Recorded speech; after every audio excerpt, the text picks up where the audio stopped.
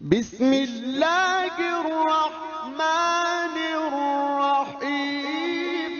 اب یہ دوسرا مسئلہ ہے حکمت کا جو یہاں زیر بحث آ رہا ہے۔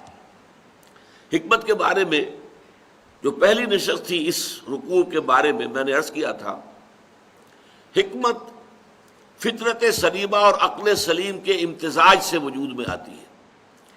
فطرت اپنی سلامتی پر برقرار ہو، کج نہ ہو گئی ہو، ٹیڑھی نہ ہو گئی ہو، پرورٹڈ نہ ہو گئی ہو، مسخ نہ ہو گئی ہو، اور عقل وہ بھی صحیح سمت میں سفر کر رہی ہو، عقل سلیم ہو، اس پر خواہشات کے پردے نہ پڑ گئے ہوں، شہوات نے کوئی پٹی نہ باندھ دی ہو، تعصب کی پٹی نہ بند گئی ہو، تو اب یہ فطرت سلیمہ اور عقل سلیم مل کر حکمت تک رسائی حاصل کریں گی۔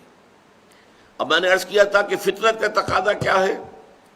جذبہ شکر، تشکر، کہ اگر آپ کے ساتھ کوئی بھلائی کرے تو آپ کے دل میں اس کے لیے خاص قسم کا تشکر و امتنان کا جذبہ پیدا ہونا چاہیے۔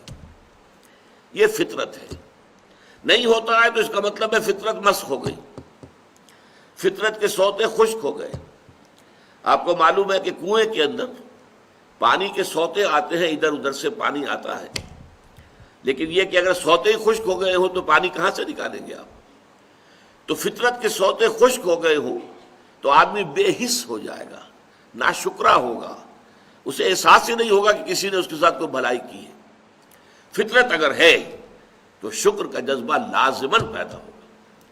اب عقل کا کام کیا ہے؟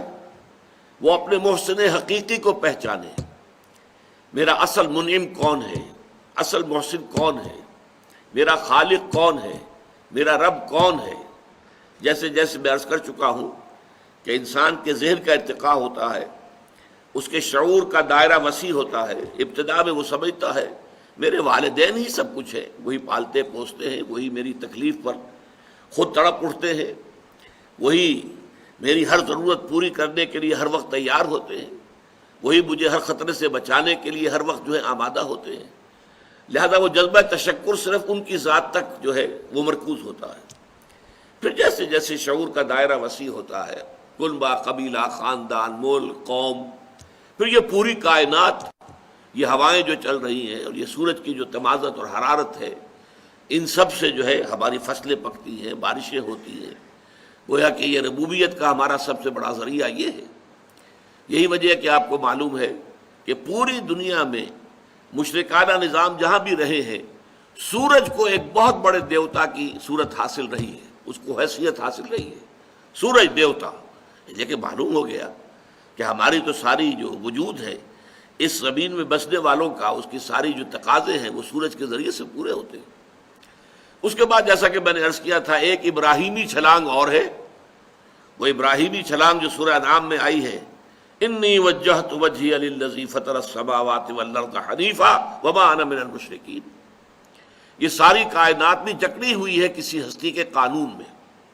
وہ قانون کس نے بنایا ہے؟ وہ کوئی ایک ہستی ہے، بس میں نے اپنا رخ اس کی طرف کر لیا ہے۔ یہاں نتیجہ کیا نکلا؟ انشکر للہ، تمہارے شکر کا اب اصل مستحق کون ہے؟ اللہ ہے۔